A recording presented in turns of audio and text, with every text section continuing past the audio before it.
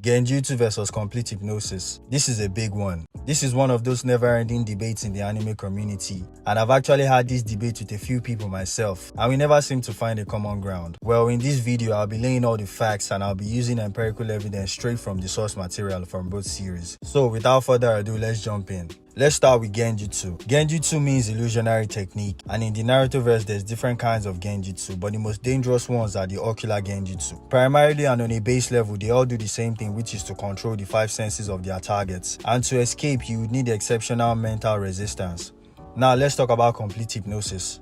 Illusionary techniques are a lot less common in the Bleach verse, and Kanzen Simon is an ability that is specific to Sosuke Aizen, his Shikai ability. Just by looking at his Zanpakuto and Aizen releases it in Shikai, you've fallen under the hypnosis and it physically hijacks all the 5 senses. Now, which hypnosis is the stronger one? It's ocular Genjutsu, and before you scream, let me explain. Aizen's hypnosis completely controls the 5 senses of his opponents, but not only does the Sharingan Genjutsu do that, it also comes with other perks. Where Aizen's hypnosis can only trick the person as it controls their senses, Aizen still has to physically attack his target if he wants to deal any physical damage. On the other hand, there's Genjutsus like Tsukuyomi that literally causes psychological damage even to the point of death. Here's some of the things Genjutsu can do that Kyoka Suigetsu's Kanzen Simon can't.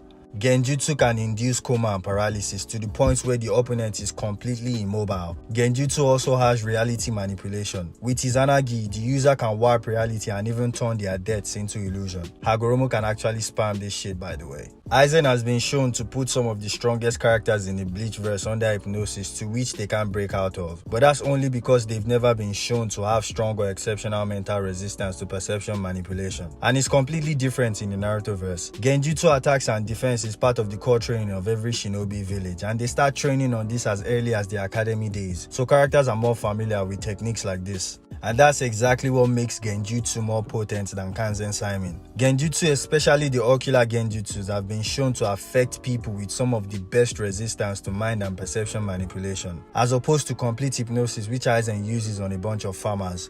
Now let's address some of the common takes people have on these two abilities, some of the misconceptions and the narratives they have on this. And like I said at the beginning, I'm going to be using empirical evidence from the source material, so there's nothing in this video that is going to be headcanon. I'm just going to bring facts from both series. I'll take manga panels to prove everything I'm saying. So if you agree or disagree with this video, there is no problem, it's up to you. When people say things like the only way to break out of Aizen's complete hypnosis is to touch his Zanpakuto or his body, that's what you call a no-limit fallacy. I already made a video on it, so there's no need to rant for long. Long story short, the Sharingan has the ability to negate and even reflect Aizen's hypnosis. But go watch that video if you haven't for the full details. So for the first one I always see online, on Twitter, everywhere, will Sharingan Genjutsu work on Bleach characters? And the answer is yes. Yes, it will. When it comes to this particular take, people bring up arguments saying things like the opponent needs to have a chakra network for Genjutsu to work, and this is wrong for many reasons. For one, at no point in the series was it specifically stated or implied that the target needs to have a chakra or a chakra network for Genjutsu to work. People just go off of the statement of Genjutsu controlling the chakra in the brain and the chakra network. Now to debunk this is very simple. Here is proof of Genjutsu working on people without chakra. Let's take the Infinite Tsukuyomi for example. The first time it was used was by Kaguya right after she ate the fruit from the divine tree. She was able to cast this Genjutsu on the entire planet. We know Hagoromo was the one that split and shared chakra among humans, and he wasn't even born yet at the time. Nobody had chakra in their bodies, not even a chakra network, and the Genjutsu still affected them. So without chakra or a chakra network, Genjutsu works. Another proof we have is that Genjutsu works on animals and insects. When Madara casts the Infinite Tsukuyomi, we literally see it affect every living creature, including cats and dogs. And in the Itachi novels, which are canon, Itachi is able to use Genjutsu on bugs, so even animals aren't safe. And for the final nail in the coffin, when it comes to Genjutsu that are cast with the Mangekyo Sharingan, the users actually inject their own chakra into the target visually, as confirmed in the Itachi novels, which are canon. You can go check them out yourself. So if they have to pour their own chakra into their targets, then it's already irrelevant whether you have a chakra network or not, and something doesn't even need to be alive to have chakra. Random objects and ninja tools have chakra infused in them all the time. They are not alive, neither do they have a chakra network before they contain chakra. Chakra network in the Narutoverse is simply how chakra circulates the body of shinobis and their anatomy. It has very little to do with why Genjutsu works on them. Another popular take and question people have about these two abilities is, can people just flex out of Genjutsu to break out of it?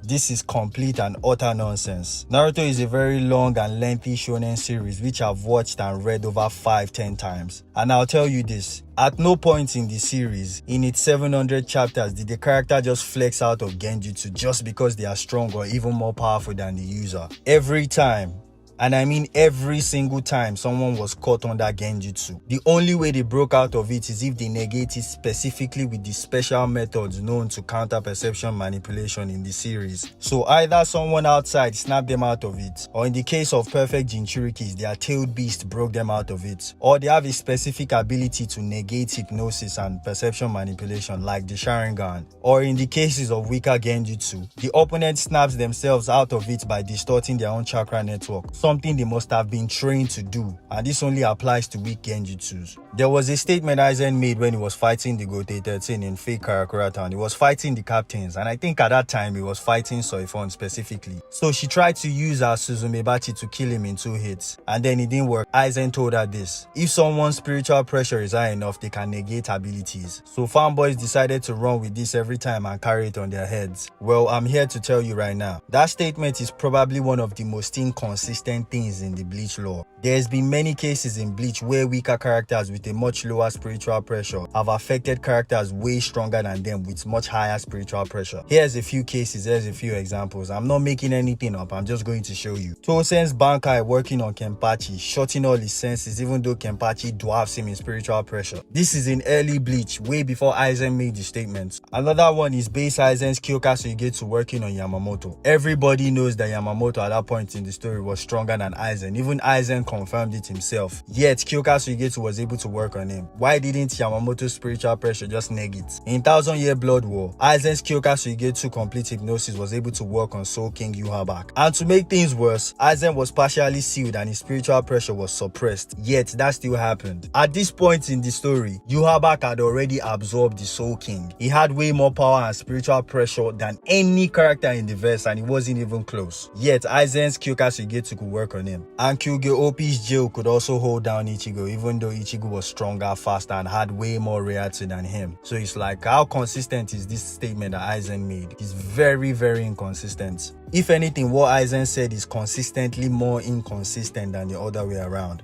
So long story short, you can't just flex out of Genjutsu because you have more power or more spiritual pressure or more chakra. If it was really that simple, then Obito wouldn't have been able to mind control the Nine Tails with Genjutsu. Another popular question people have and they debate about is, so if a Shinigami got caught under Genjutsu, would the Zanpakuto snap them out of it? Well, this is a yes and no answer. For yes, theoretically speaking, since the dynamic of the tailed beast and Jinchuriki is similar to Shinigami and Zanpakuto, you can make an argument for it to work. But here is the no and why it certainly won't work. Having a tailed beast inside you doesn't automatically help you break out of Genjutsu. What a tailed beast does is they basically act as a partner and they distort the chakra network of their host. And this is something that is learnt either through training or experience. And none of the Shinigamis or Zanpakuto would know how to do that. They wouldn't even be aware that they've been caught under Genjutsu, and even if they somehow did, they wouldn't automatically know how to snap their host out of it just because. Now let's move on to another one, a really popular one that people bring up these days when they want to talk about complete hypnosis versus Genjutsu. People would say because Kyoka Suigetsu worked on Yhwach, it will work on anybody in the Naruto verse. So people say because Aizen was able to manipulate the senses of someone who has the Almighty, then the hypnosis is invincible and it can just work on anybody in fiction. Oh boy. Now for this one, I'm not going to tell you if you're wrong or right. I'm just going to lay some facts down. So let's just all look at it together. The first thing people need to realize is that Aizen already put Yhwach under Kyoka Suigetsu's hypnosis long before he absorbed the Soul King. And Yhwach hadn't opened his eyes at the time to awaken the Almighty, which is something he finally did against Ichibe in the Soul Palace. Now, the second time he was able to use Kyoka Suigetsu on Yhwach was when he had absorbed the Soul King, but his Almighty wasn't even activated. If you know anything about how Kyoka Suigetsu works, Aizen said it himself. Once he has used it on someone before, regardless of how long ago it was, once they meet again, all he needs to do is reactivate it on his end and you are back in the loop. The first time it looked like they had already taken down Yhwach.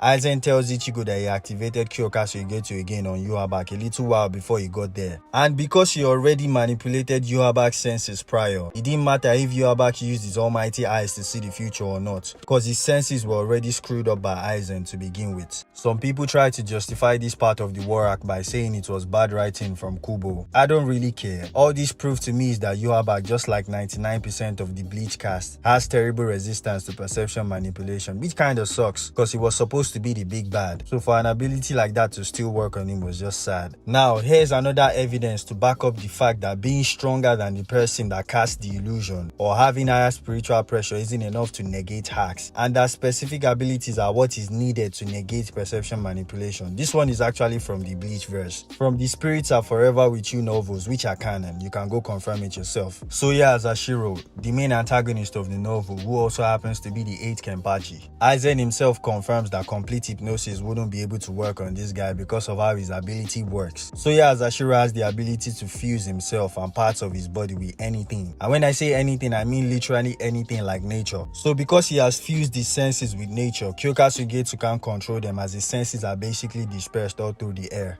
And then this 8 Kenpachi got his ass kicked by pre-1000 Year Blood War Kenpachi, because the timeline of Spirits Are Forever With You novels is like after Aizen was defeated to like pre-1000 Year Blood War. If I count how many characters are stronger than that version of Kenpachi that beat Soya Azashiro, there are at least 7. And Soul King Yuhabak is definitely one of them, yet Kyokasu Igetsu worked on him and not Soya Azashiro. So once again I say this, spiritual pressure and raw power alone isn't enough to negate Hack's ability. Well, this video is getting really long, so I'll just make my final point. One more. Can Aizen's Kyokasu Igetsu control Madara's senses? Hell nah. Madara's Mangekyo Sharingan is already enough to snap him out of it. But he also has Eternal Mangekyo Sharingan, a Rinnegan, and a 6-patch Rinne Sharingan, which can cast hypnosis greater than anything the Bleachverse has ever seen. But what about Aizen? Can Madara's Genjutsu affect Aizen? Yes, he definitely can. I've already explained the potency of the Sharingan Genjutsu, I don't need to go over that. But with Infinite Tsukuyomi, not only does Madara control all the senses, the Infinite Tsukuyomi is also strong enough to bypass cosmic awareness senses from characters like Naruto, and is also able to create entire realities in people's minds and literally put them in a dream world. This is all on top of what a normal Sharingan can already do. And it's not like Aizen has great resistance to hypnotic abilities either. Even Shinji's Shikai worked on him, and Aizen countered it just by working his way around it. Thanks to Shinji, who kept opening his big mouth about how Sakanade works. Bleach characters really have that habit where they won't just shut up about their abilities. Rose did it in the 1000 Year Blood War as well. I don't know why they always do that stuff. But yeah, Aizen found a way around it by figuring how it worked based on the info that was provided. But when he gets caught under Madara's Genjutsu, it's wraps for him. And to address the potency of Kyokasu Igetsu being able to put the captains under hypnosis for long periods of time, for like years, Itachi is able to pull off a similar feat when he joined the Ambo and he put his Ambo teammates under Genjutsu, and years later when he was going to leave, he was simply able to reactivate it instantly. So, GG. So in essence, Sharingan Genjutsu is just clear of complete hypnosis. As usual, let me know what you agree or disagree with. I know I'm starting a war with this take, but I'm here for it. As far as I'm concerned, I've addressed everything and all there is to this topic, and I've ended this silly debate for once and for all. For the viewers and listeners, let this video be the proof that ends this debate whenever it comes up. I put a lot of effort into this one, so if you enjoyed the video, be sure to hit the like button, subscribe to the channel if you haven't, go watch my other videos, they are there, they're not going anywhere. Turn on the post notifications for new uploads, and yeah, thanks for watching, and I'll see you in the next one. Peace.